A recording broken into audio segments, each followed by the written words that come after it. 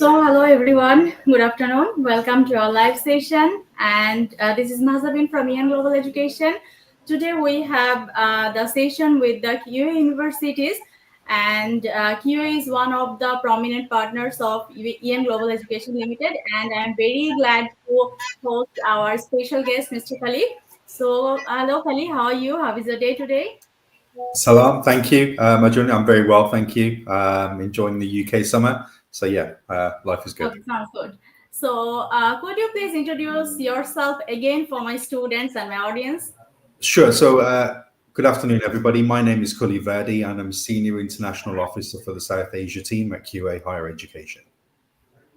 Okay, so before going to our live session, I would like to share some information about Young Global Education. That Young Global Education is basically working with the international students, and we are the direct authorized partner of top ranked UK universities. And apart from this, we are also focusing on some other countries as well. And all over the Bangladesh, we have 3 branches. In Dhaka, it's our head office. Apart from this, we have 2 branch offices as well in Sylhet and Mowlwivazar. So the students who are highly interested for higher studies in the upcoming intakes, you are mostly welcome to visit our office, to visit our Facebook page, to visit our website, and put your queries. And in this session, if you have any question, then put the questions on the comment section. At the end of the session, we have a question answer session as well, and we will definitely pick some questions from the audience. So let's start our session.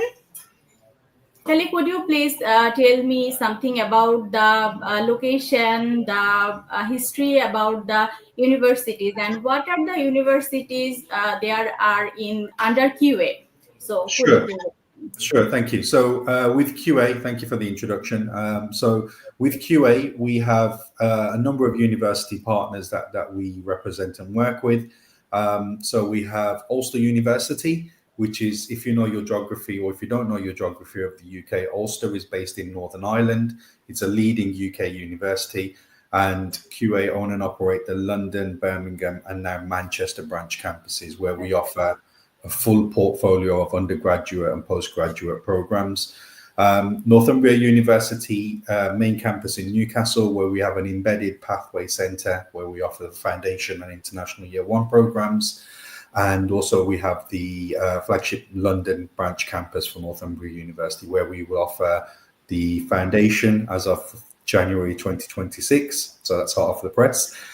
We offer the international year 1 in business, undergraduate degree top-ups, as well as a large postgraduate portfolio.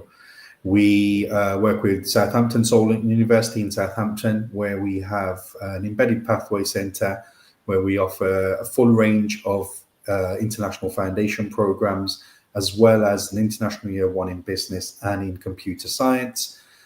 University of South Wales, where again we have an embedded pathway centre where we offer full range of foundation programs and international year 1 in business. Okay, that's clear. So we have all the options like foundation, international year 1, undergraduate, and postgraduate. So all types of student can go all these universities. So could you please tell us something about the tuition fees and the scholarships and the specific locations of all the campuses as well? Sure. So I'll start with Ulster University. Ulster University was one of our first university partners.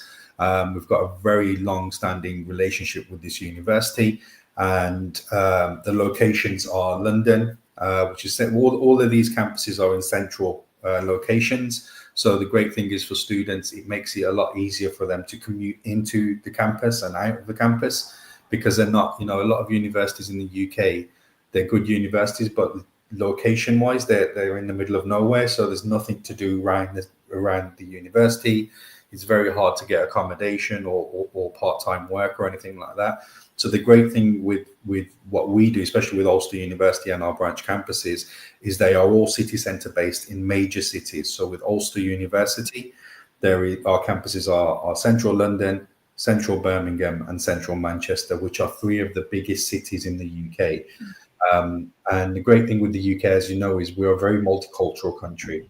So we do have lots of communities in and around these cities. So there's a large Bangladeshi community in all of these cities. So the great thing for students is, they can pick either one of these campuses. They can come to the UK and still have the biryani that they used to have back home. They can speak their mother tongue. They can pick up the ingredients to make food, the places of worship. And this is why, the UK is such a great option for international students, especially from South Asia, because there is such a huge South Asian community within the UK. That's good. With Northumbria University, our campus is in central London again, which is again really good for students that want to gain that experience of living and studying within one of the best cities in the world. I don't need to sell London to anybody here. I think London sells itself, but it is a great location. It is the capital of the UK. There is a huge amount of history. It's a very diverse city. And the great thing is when students come and study with us in any of these locations, they are not just only going to get a world-class education, but they're going to really pick up life skills. They're going to understand about different cultures. They're going to build up a global network. And I think this is really key in today's world, where in this digital age, the world seems to have got a lot smaller. But I think especially in terms of business and marketing and all of that, business is done differently all over the world. So the way business is done in China is completely different to the way business is done in Europe or America. And I think once you kind of learn the strategies of the subject, but also pick up that personal knowledge and build that international network, this really, really does help students when they then go back into the global workforce. That's great. So students are getting options for living in the popular cities in UK if they choose these universities. So can you please share the entry requirements for if I talk about the Ulster University, then it has 3 campuses in London, Manchester, Birmingham, and the main campus is in Northern Ireland. So is the entry requirements same, or there is slightly, is there any difference? So the entry requirements are very they're mapped against main campus. Firstly, what I'll just say in terms of scholarship, it is 15% scholarship for Ulster University, and in terms of the undergraduate program, we would look at about a 70% pass mark in HSC, or successful 2 years completion of an undergraduate degree with 50% or more, or a completion of a 4-year diploma. In terms of postgraduate, we are looking at students that if they've already taken a master's, ideally we're looking at a 2-1 or 2-2, or if students have taken a 4-year bachelor's with a mark of 60 to 65%. Okay, that's great. So the students who are looking for the great amount of scholarship, this is also a good options for the students as well. Okay, well, and for Northumbria University, if I just cover that off, for the Northumbria University, our London campus, we will offer a 30% scholarship, which is huge. It's an amazing amount of money off, because we do understand that London is a very expensive city, and we're trying to kind of help students as much as we can. So for the undergraduate programs, we're looking at a high school certificate of a GPA of 4.8 or 78% equivalent, or if a student's got a polytechnic diploma at 65%, or if the student's got a 2 or 3 year bachelor's degree, and the GPA there will be 3% or 60% equivalent. For the postgraduate programs, 3 or 4 year bachelors from any recognized public or private university with a GPA of 2.5 from a public university, or 2.7 or equivalent from a private university. Okay, that's great. So now let's come to the what can I say, that if I talk about the English proficiency test, then IELTS is one of the very popular English proficiency test among the students. But apart from IELTS, what are the proficiency tests that you are accepting for these universities? Okay, so it does vary between universities, but what I would always say, guys, is look, if you are going to take an English test, firstly, QA, we offer a free English test, which is valid for all of our courses. This is really good for students that have yet to take an IELTS test or a Pearson's test, or if you've taken a test and you missed the score by 0.5% and you're like, oh, it happens all the time. Do not worry. You do not need to have to pay money again to retake that test. Especially with us, what you can do is we will offer you a free English test. It's done over Microsoft Teams, lasts for about 2 to 3 hours, and it's very similar to an IELTS test. So you have a speaking, listening, reading, and writing element. And the great thing is, if you do pass that test, you can use that for entry onto your course, but more importantly, you can use it for your visa as well. So if you are interested in this free English test, then by all means, please get in touch with the guys at EN Global, and we can get this arranged for you. But in terms of the actual English tests themselves, I would always say the gold standard is always going to be IELTS. That is globally recognized as the pinnacle of English tests. Northumbria does accept the Pearson's PTE test as well. Please note this is the UK VI only. They do accept the TOEFL tests as well, and they do accept Duolingo. However, as I mentioned, I would always look to kind of stick with the IELTS test or Pearson's or the QA internal English test, and that's pretty much mirrored through all the universities. So Ulster would be very similar, but yeah, the gold standard is always going to be IELTS, Pearson's, or that QA-HE internal English test. And the great thing is that English test with QA is valid for 1 year. So sometimes, as you know, Majin, you worked with us since before I was at QA, so it's been a long time. You know that we always regularly sell out of seats, especially for South Asia. We're extremely popular there, and unfortunately, sometimes students miss intakes, and they will have to wait 3-4 months for another session to come back round, so they can then apply for that one. The great thing is that English test is valid for a year, so even if a student misses an intake, they don't need to have to take that test again. It's valid for the next couple of intakes. Okay, that's great. So all types of English tests, more or less, the universities are accepting, and additionally, the internal test is offering. That's another opportunity for the students.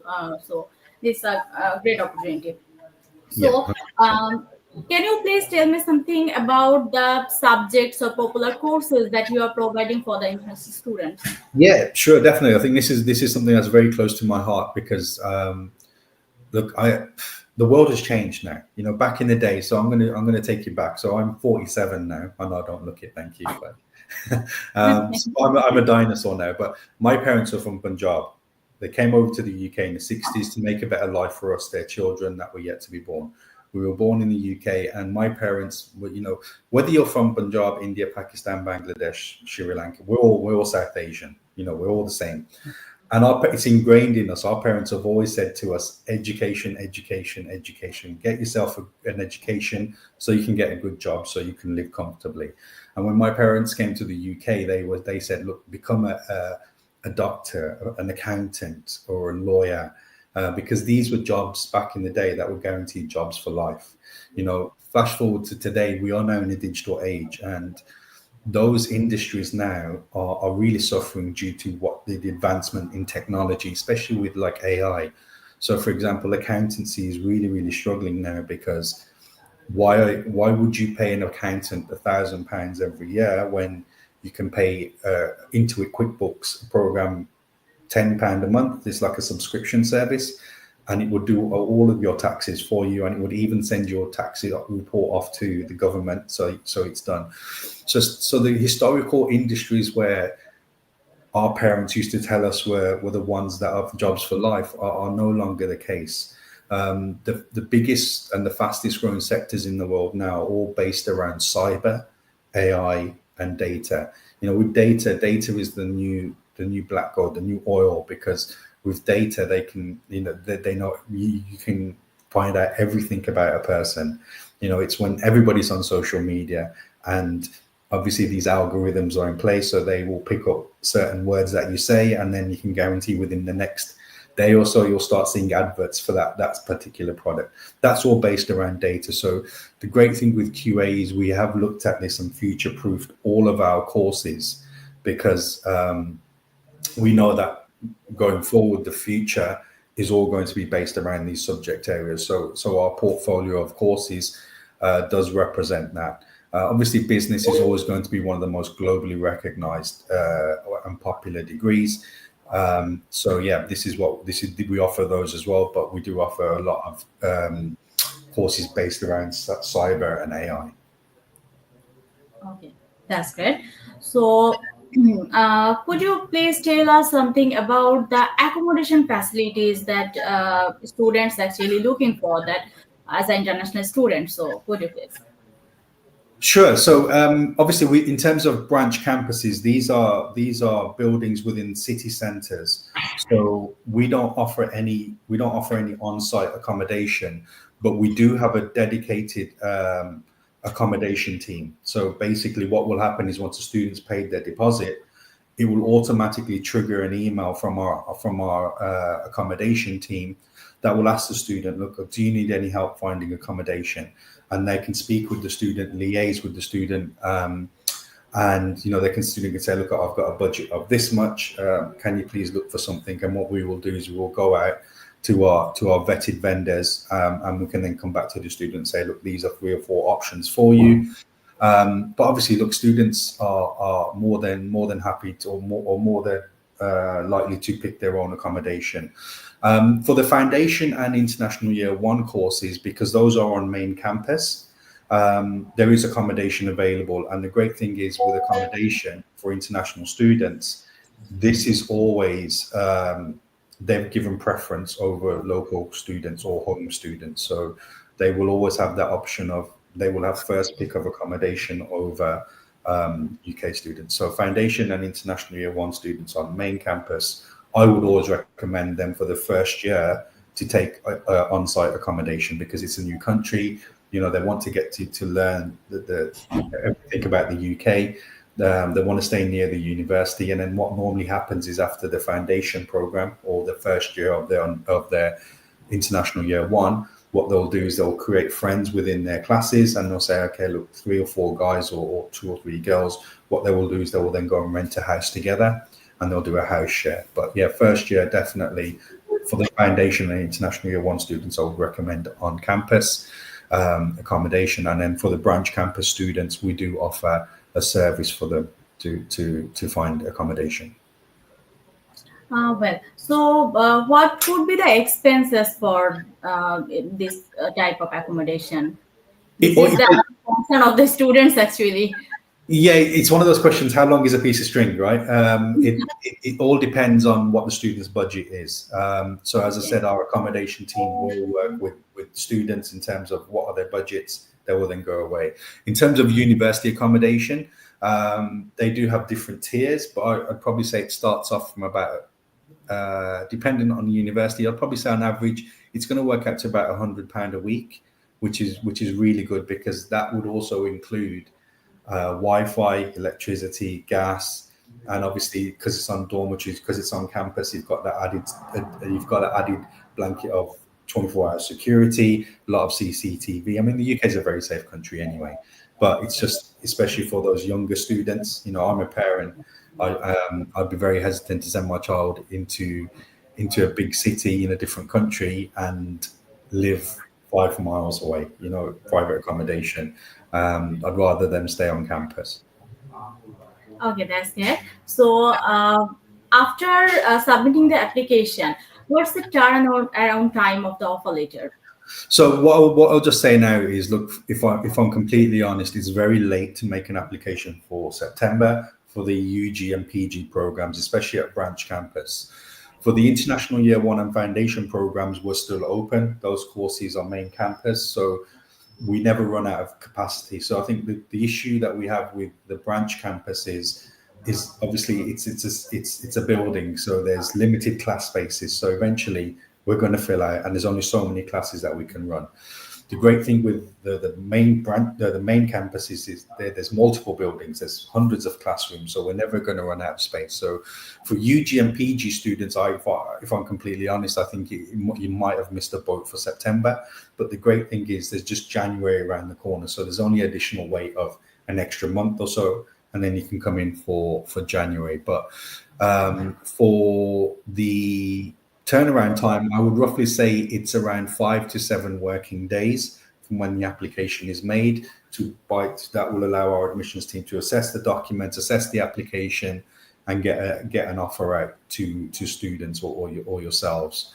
I think one of the key things about the applications and what holds up applications is the way, for example, if a student has all the documents in place, like, the IELTS test, everything's in place, and they submit the application, the only thing that can hold it up sometimes is the way the CV is formatted or the SOP. So CVs, especially for QA, we will require in a month and year format, which will cover all start and end dates of education and employment if the students worked, and cover in a month and year format. So it would be, for example, 01/01/2020 to 01/01/2025.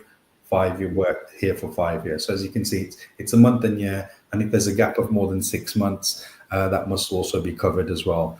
And I think these are the things that are in our and your control, the students' control, to make sure that your CV is formatted correctly. Because what will happen is you'll make the application, it will take 5 or 6 days for our admissions team to assess that. They will then issue a conditional offer, which would be amended CV. It's going to take you, the student, or 2 or 3 days to get that amended. You then send that back to us. Then it's going to take another 6 or 7 days to get that reassessed, and then the unconditional to come out. So as you can see, our admissions team don't work weekends, so 5 or 6 days, that's a week, right? So as you can see, from making that initial application, where you should be getting that unconditional offer in a week, it's now gone to 3 weeks. So I think it's these little things that if we can get right when making applications, it will just ensure that the application is done a lot smoother. But I think one of the things that I really want to kind of discuss, and I think is criminally overlooked, is for all the undergraduate students that are here today, is the International Year 1. So we offer the International Year 1 at Solent University, Northumbria University, and University of South Wales. Now, a lot of students will be like, but I don't want to take an International Year 1. I want to go direct entry.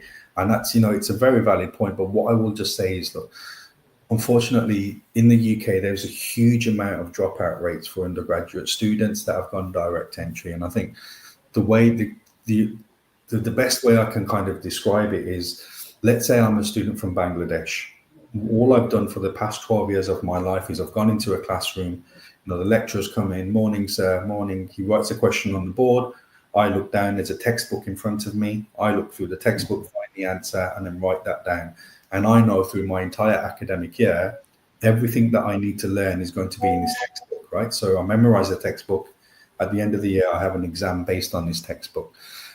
Theory-based, that's theory-based education. Nothing wrong with it. Large proportion of the world is taught like that. However, let's flip this.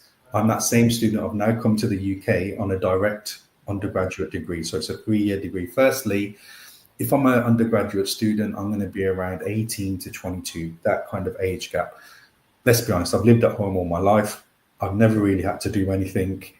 Dad's picked me up and dropped me off at college if I've needed.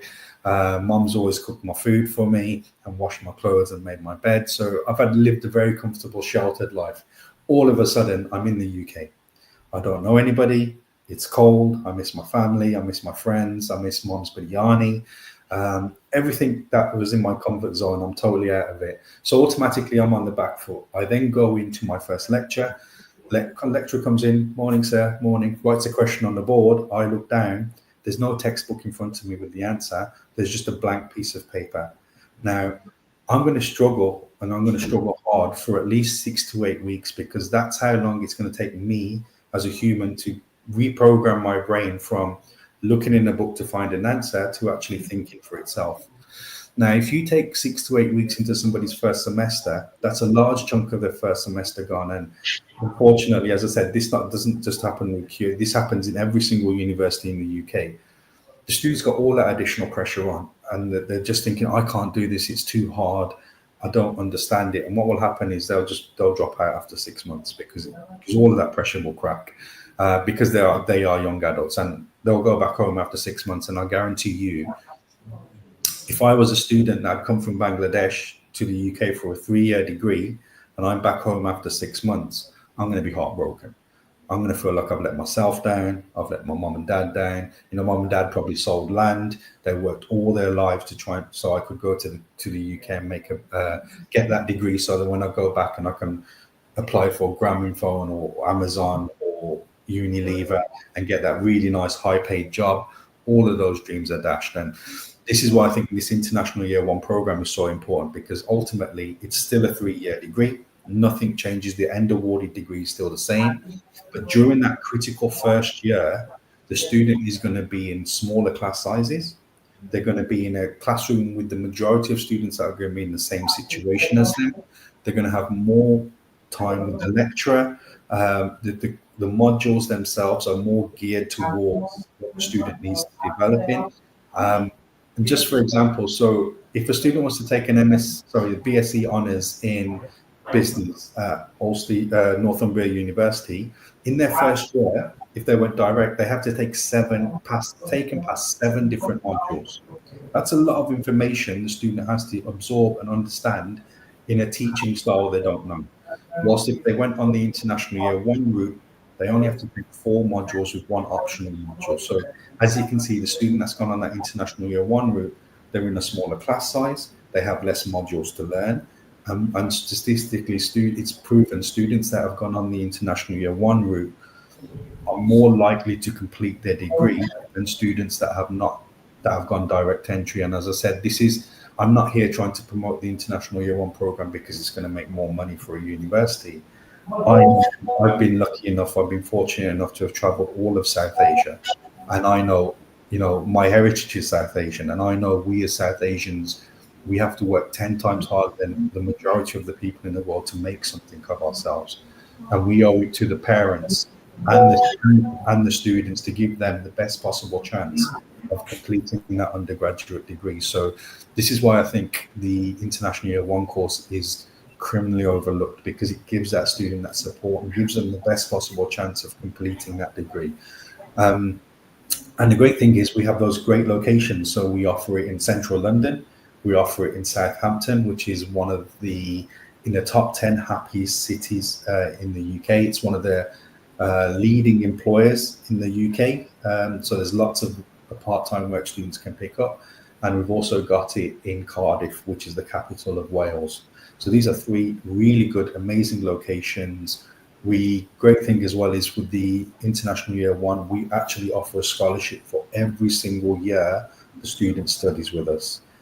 So regardless of which university, regardless of which course they pick, for the foundation or International Year One programs, students are going to get that guaranteed scholarship every single year. Oh, that's great. So, what about the employability rate after completing the degree, or what about the further?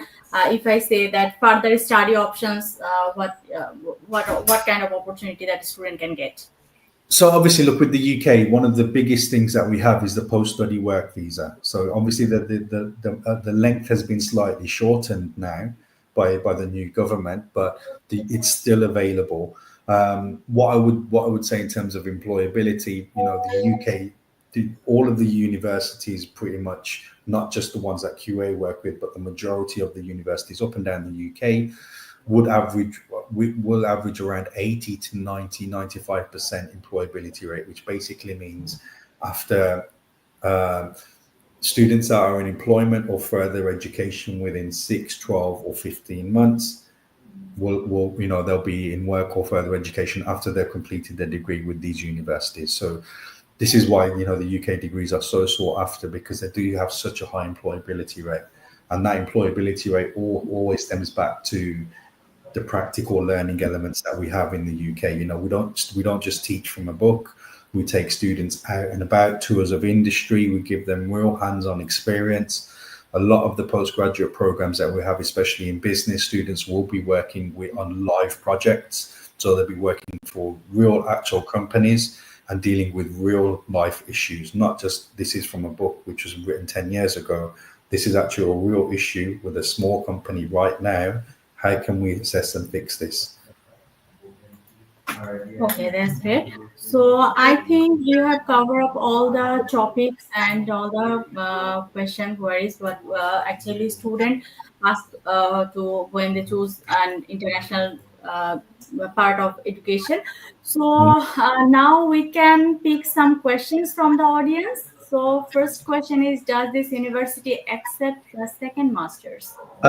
So this is done on a case-by-case basis. So what I would always recommend is whenever a student has already got a master's program and they're looking to take a second one, the justification needs to be a lot stronger. So a student could have done an MSc and now they want to do an MBA. That's good because the MBA is it's a management program, right? So if a student's already got an MSc, then the MBA is a very logical choice for them because it's all based around management. And the great thing with an MBA is it's not really restricted to one industry because management skills are needed in every sector and every company in the world. So the MBA is a really good option for students that want to take a second master's.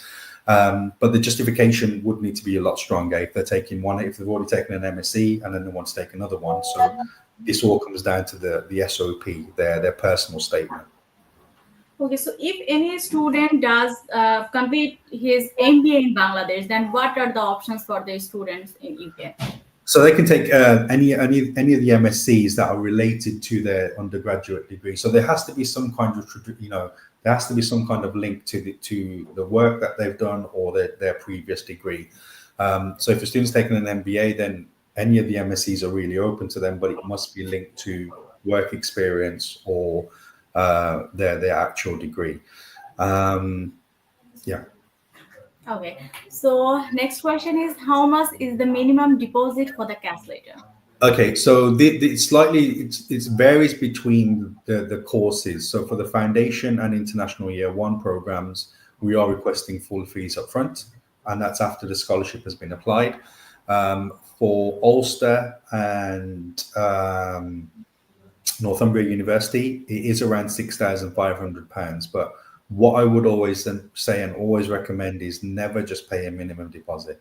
Try and pay as much as you can. One, it will, it can help you on your visa application. But two, and most importantly, as you know, the current economic or currencies around the world are very volatile, especially from South Asia. Now, if I was a student and I paid pretty much all of my fees up front, whilst my currency is at this level, then I'm pretty set, because unfortunately in South Asia, it just seems that currencies only go one way, and that's never up. Unfortunately, they just seem to drop down. So if I paid my fees here and the currency was here, that's great. But then if I've only paid a bit of my fees and then the currency drops, then obviously I have to make up that shortfall. So I have to pay a lot more or slightly more when I then pay my outstanding fees. So I would also recommend students to pay as much as they can, because it does help them and it does save them money in the long run. Well, so is there any exception for the student from Sylhet region? As you know that there are some barriers from Sylhet region's students. So yeah, so unfortunately, we do have restrictions in Bangladesh, and that is we cannot accept any student from Sylhet for Northumbria University or any of our foundation or international year one programs with our partners. But the good news is Ulster University is still accepting students from Sylhet.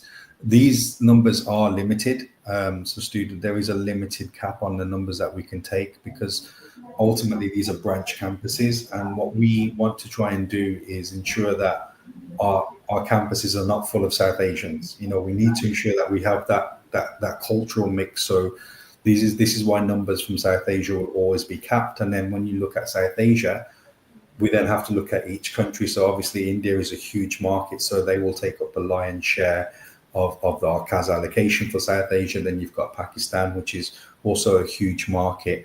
But then you have Nepal, Sri Lanka, and then you have Bangladesh as well. So we try and split it as much as we can.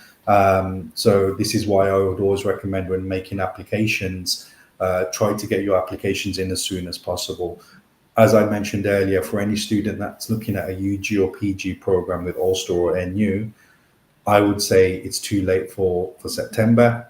Look at January. I know January, it seems like, wow, it's still 6 months away, but you'll be surprised how quick that goes. And obviously the universities are going to start issuing their CASs a lot earlier. So we are about to close off our September intake, and then we will be actively recruiting for the January intake. And what I would say is any student that is now interested in studying with QA at any of our university partners, branch campuses, Ulster or Northumbria, make your application now for January. So it's in nice and early. Our admissions team can assess that nice and early. You'll get your offer nice and early. And if there is little tweaks that you need to make, like an amended CV or SOP, or if you still need to take that QA internal English test, then you still got enough time. Well, so we have picked another question, that is there any chance the tuition fee might go up in the 2026 intake? Yeah. So look, this is something that happens in every single university in every single country around the world. Fees, unfortunately, do go up every year. We do try to keep it as minimal as possible. So normally it's around 500 to maximum £1,000, but yeah, fees do go up every year. It's like everything in life, the cost of living, cost of milk, cost of bread, cost of rice, everything goes up. Okay, so I think we can. Okay, so another question, that what's the minimum GPA for bachelor's and master's courses? So I did cover this earlier, but what Yeah. I'll do is I will go for Northumbria.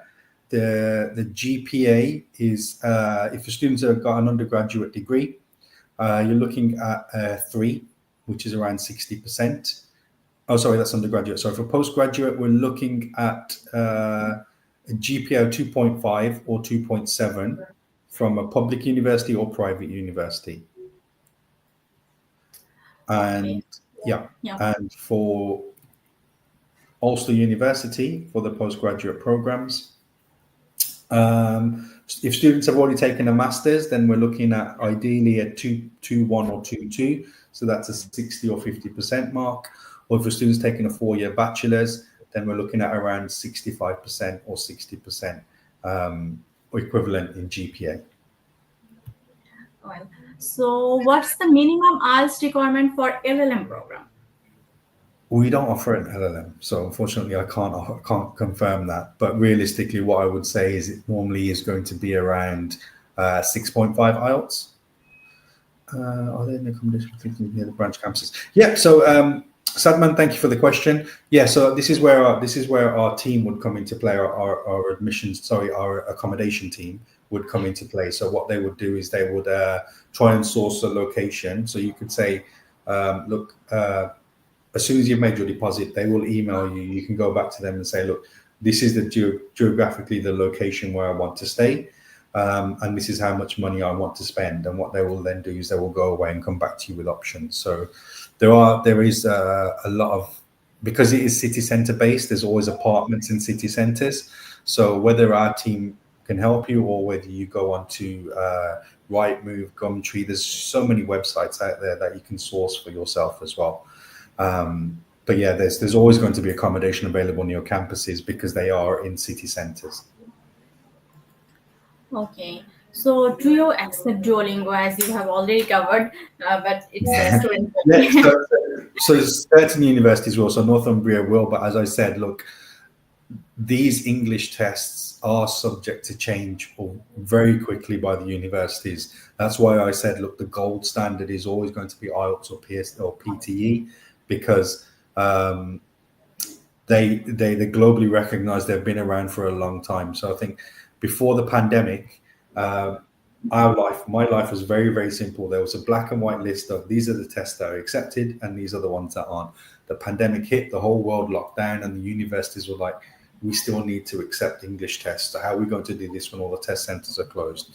So this is where a lot of the online tests came out. So Duolingo came out of nowhere, and some of the universities are still accepting it. But I would be very, very, if you are yet to take an English test, I would always recommend, obviously, take one with QA first, because it's not going to cost you anything. But failing that, either stick with IELTS or Pearson's. I know IELTS tests Sometimes the dates are far away, but let's not forget, if you're a UG or PG student, your application's coming in. Make your application for January. You've still got enough time to take that test, because there's still quite a way to go for when the intake starts. Cool. Okay. Bell, So I think we can finish it up, because due to the shortage of time, we cannot accept no more questions. So thank you, Kully. Thank you so much for your valuable information and your time as well. Thank you so much. Thank you. Take care. Take care. Bye.